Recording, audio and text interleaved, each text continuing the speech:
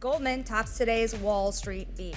A mixed bag for earnings over at Goldman Sachs. Advisory fees coming in below estimates in the second quarter, offsetting a surge in profit as fixed income trading and equity trading helped drive better than expected results. And if you look at Goldman's earnings, of course, shares rising into the market right now. They did say they would moderate buybacks, as we had discussed, but also this interesting thing. Remember, with advisory fees, coming in below estimates, you have to believe in that second half rebound in deals, guys. Which may be tough, right? If deals flow is hampered by a presidential election, we're not going to get back to the kind of numbers that we've seen in previous years around this volatile event. Right. I mean, a lot of this depends on the actual environment. There's not a ton that Goldman can do about that. But it was interesting speaking to Gerard Cassidy just a little bit ago and him saying that, I mean, Goldman is still first in class, basically saying that this is kind of a blip.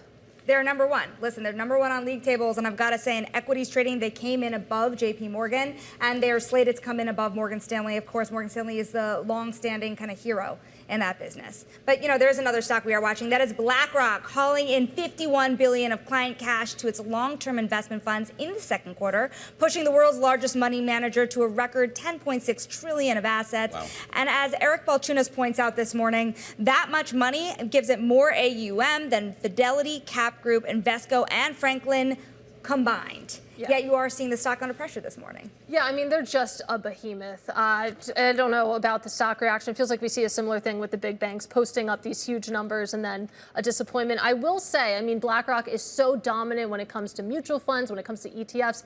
Interesting to couch this in this push that they're making into private assets. I mean, we've seen them make acquisitions to that effect when it comes to global infrastructure partners, when it comes to Preqin and this real push to basically index the private markets. You have to think when you're BlackRock and you're trying to expand, that's a natural place. You also have to keep in mind that although a lot of people on the left are angry with BlackRock for investing in, for example, gun makers, people on the right are not huge fans of BlackRock and Larry Fink. So after the events that we saw this weekend and the fact that BlackRock said the shooter was in one of our commercials, it's not a huge shock to see his stock down a little bit. And we do have some breaking news, actually, when it comes to the political sphere and President Donald Trump, former President Donald Trump. The Trump judge dismissing that Florida classified documents case, the judge finding the special counsel appointment unconstitutional. I'll read that one more time, that the judge in that Trump case dismisses the Florida classified documents case. So,